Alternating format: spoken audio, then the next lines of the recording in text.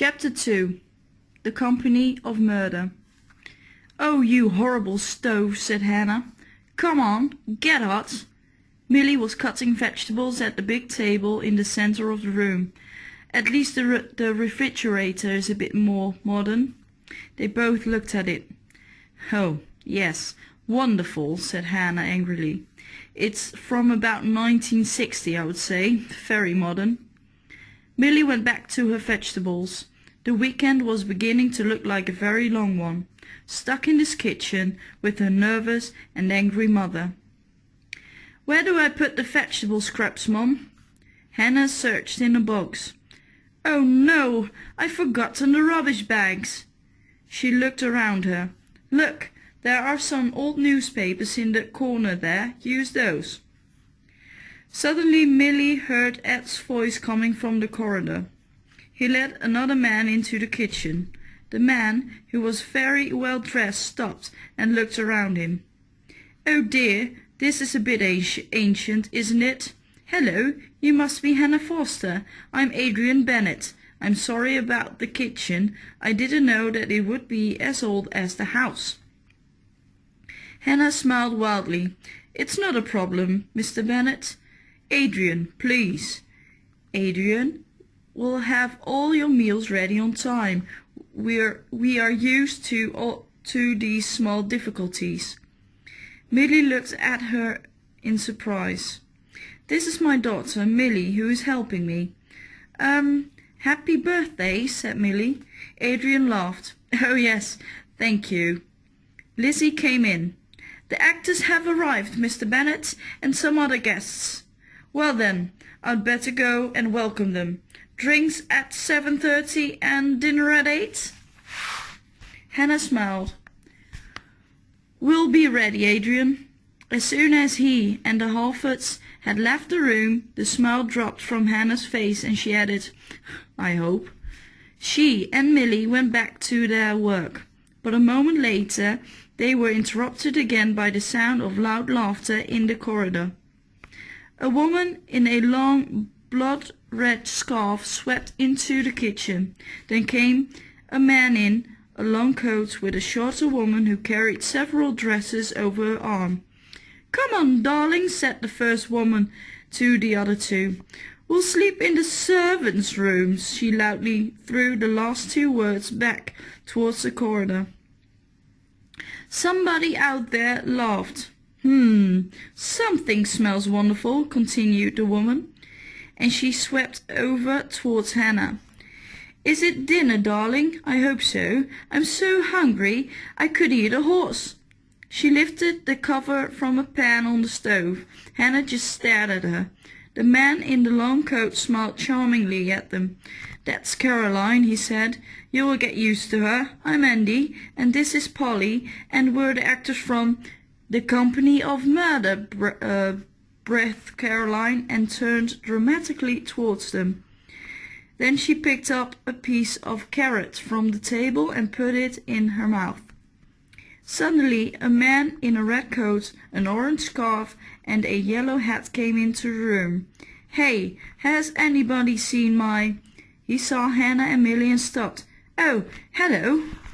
"And this is Michael," said Andy. "Hello," said Michael, and he jumped up to sit on the kitchen bench near the door. He grabbed 3 apples from the bench and began to juggle them. "What's for dinner?" Millie smiled at his cheeky grin. "Nothing," said Hannah, "if you don't get out of my kitchen." But then another man walked slowly in. He was short and fat and without much hair. "I've forgotten my pajamas," he reported unhappily. Michael stopped juggling and grinned at Millie. "Oh dear, Bernie," he said. "I hope you won't need to go to the bathroom in the middle of the night. If you do, someone could get a nasty surprise." All the actors laughed. Michael started juggling again. "Are there any more of you?" he asked. "Are there any more of you?" asked Hannah. "Only one, darling," said Caroline, "but he is not arriving until tomorrow morning. He plays the police detective." She dropped her voice low. "We don't need him until after the murder." Then she swept dramatically towards the door to the old staff bedrooms. "Come on, everybody out," she ordered. "We must let—" She turned, looked at Hannah and waited. "Oh," said Hannah. "I'm Hannah and this is Millie." Caroline smiled grandly. "We must let Hannah and Millie continue their work." And then she swept out of the room.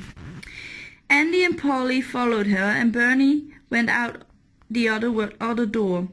"Hey, Millie, catch," said Michael, and one by one he threw her the apples he had been juggling. She had to be quick to catch them. "See you later," he said, and jumped off the bench and was gone. Millie smiled. The actors were funny. Maybe the weekend wasn't going to be so bad after all. "Oh no," said Hannah. She was looking at her watch. "It's late. You need to set the table, Millie. The plates and glasses are in those cupboards and the tablecloths are over there. Do it in the way I showed you, okay? I will come and check it later." Millie took the tablecloths and found her way to the dining room. Quietly she went in. It was a large room with high ceilings. It had some comfortable chairs at one end, but most of the room was filled with a very long table. A big painting of some cracky rocks hung over the fireplace, and there were lots of other smaller paintings on the walls. Like the rest of the house, the room had seen better days. The table had marks on it, and the curtains and the dining chairs were faded and worn, but you could see how grand it all once had been. You could almost hear the ghosts. Millie looked at a painting near a window along the wall from the fireplace. It was beautiful. She went to look at it more closely. A woman in a long white flowing dress lay on the wet ground. Her head rested on her hand. She looked asleep. In the distance was the shape of a man in a dark coat and hat. Behind him the moon had risen over winter trees. The painting was very clever. It was beautiful, but it made Millie feel uncomfortable too. She looked at it more carefully. The woman wasn't sleeping. She was dead. There was a sudden noise behind Millie, and she quickly turned. A pretty blonde woman said, "Hello, I'm Susan, Adrian's wife.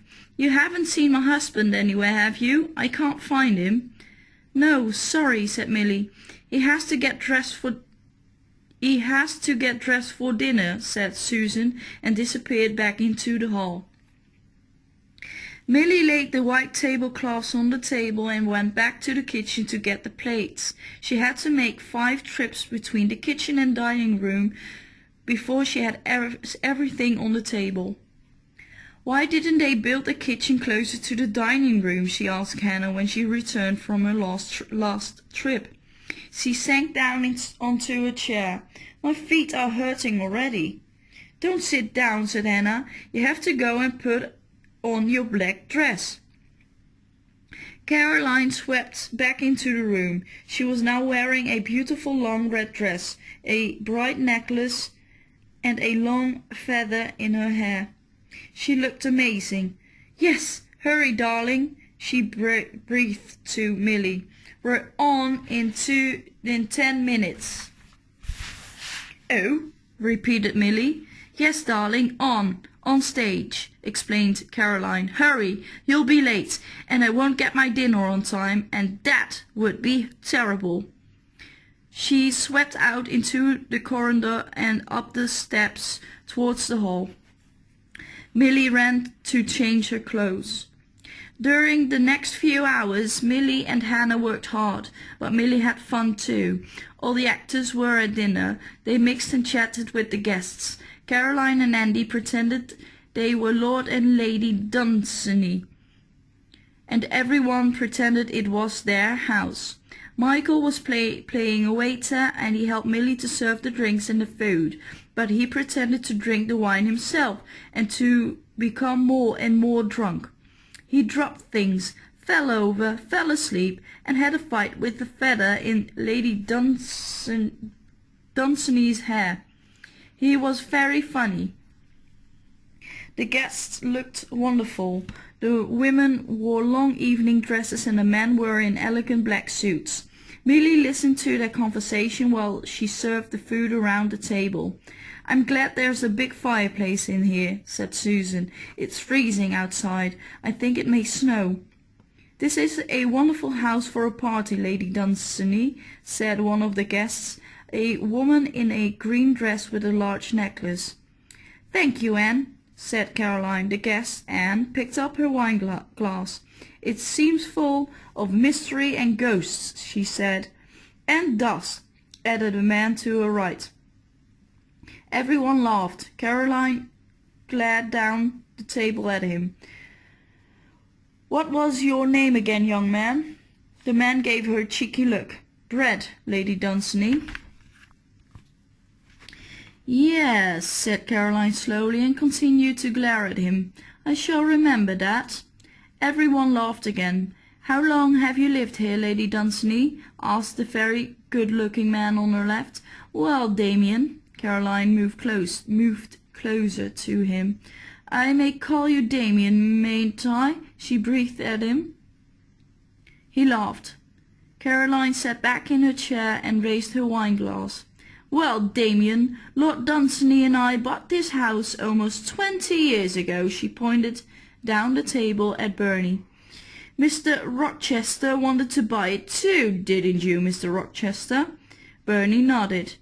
"Is that a clue?" Susan whispered across the table. But Milly didn't hear any more. She had to go back to the kitchen. When she returned, they would finish their food. Some of the guests were standing, and one of them was taking a photograph. "Hurry up, Clive," laughed Susan. "Well, move away from the fireplace," the man said. "Stand in front of those curtains over there, that's better." He took the photograph. Milly took the empty dinner plates back to the kitchen. When she came back with the cake plates, Clive was in the hall on his mobile phone, and there was a lot of noise coming from the dining room. Milly looked in. Bernie and Andy, Mr. Rochester and Lord Dunsany were shouting at each other while the guests happily watched. Milly put the cake plates on the end of the table. Caroline, Lady Dunsany, jumped out of her chair and tried to stop the men. Then suddenly Polly, who was playing Miss O'Halloran, began to cry loudly and ran from the room. Michael came out from under the table with a bottle in his hand and followed her out. "Don't cry, miss," he said. "There's more wine here." The guests all laughed. Lord Dunsany began to shout again. "You're full of lies, Rochester. Get out of here." "Gladly," cried Bernie, and went to the door. He turned back. "But remember this, Dunsany, I know your dirty secret." And then he walked straight into Clive, who was coming back into the room. Everyone laughed. Milly began to make space on the table for the birthday cake. "I'm really sorry, Adrian," she heard Clive say sadly, "but I'm afraid I have to leave." "Oh no, Clive," said a few of the guests. "Now," said a thin woman in a white dress. "I'm sorry, Penny," said Clive. "I told you yesterday it may happen." He went and put his arm around her. "What is it, Clive?" asked Susan. There's trouble with this job I'm working on. The company's full of fools." "And they called you at 10 o'clock on a Friday night?" "No, that's my fault. I turned my phone off for a meeting this afternoon and I forgot to turn it back on. I just remembered and there was a message." "But why do you have to go now?" said Penny unhappily. "Can't you go in the morning?" "Sorry, Pen, they want me there at 6:30 in the morning and it's a 2.5-hour drive. I would rather go tonight." He gave her a kiss and then said to Adrian and Susan, I'm so sorry, you two. I hope you have a great weekend." He turned to go. "Have a piece of cake for me." Millie followed him out of the room and he disappeared quickly up the stairs. She went to the kitchen to get the birthday cake. Hannah was sitting at the table with a cup of tea in front of her. She looked tired. "One of the guests is leaving," said Millie. Hannah looked uneasy. "The food wasn't that bad, was it?" Millie laughed. "Mum, they loved the food." Suddenly Caroline swept into the room with Andy behind her. "The food was wonderful, darling," she said to Hannah. "Well done." They all heard a car engine start outside. "I'm glad it's not me driving up that hill in the dark," said Caroline. "Nor me," added Andy. "In fact, my work tonight is done, so I'm off to a nice warm bed. Good night, everyone." Millie picked up the birthday cake. "Are you finished too, Caroline?" "Nearly, darling, nearly." Millie carried the cake down the corridor and into the hall. After a nod from Susan, she lit the candles, turned off the dining room lights, and brought in the cake. Everyone began to sing "Happy Birthday," and when they had finished, Susan said, "Don't turn the lights back on. It's nice with just the light from the fire." Millie served the cake and waited in the corner to see if anyone wanted a second piece. Penny finished her cake, took her glass of wine and went to one of the windows. She opened the curtains. Susan went and put an arm around her. "Clive will be all right," she said. "But that road's so steep," said Penny. "It must be 10 times more dangerous in the dark. He could easily go over the edge. And it's so cold tonight. There could be ice on the road." "He'll be all right," repeated Susan. "Come on." She closed the curtain and they went back to the table. And then suddenly someone was screaming in the hall. Everyone rushed in there. On the last few steps of the grand staircase lay the body of Miss O'Halloran, the top of her dress covered in blood. Lady Dunsany gave one more scream, then fell on the floor. The guests broke into nervous laughter. "Oh, it's the murder!" cried Susan. "I nearly jumped out of my skin." Millie, who was standing behind the others, silently agreed with her. "Oh, look at you, Adrian," laughed Susan. "You're as white as a sheet." Everyone laughed. Then suddenly they all jumped again. An old black telephone on the small table next to Millie was ringing loudly.